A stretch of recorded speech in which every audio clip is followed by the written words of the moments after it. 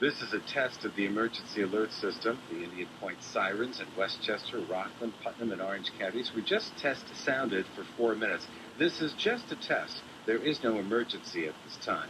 If there were an emergency at the nuclear power plants, officials would sound the sirens at full volume for 4 minutes, followed by an activation of this emergency alert system to broadcast important information and directions to the public. The sirens are not a signal to evacuate. They're intended to alert the public to tune into this or other EAS radio or television stations for important information and instructions.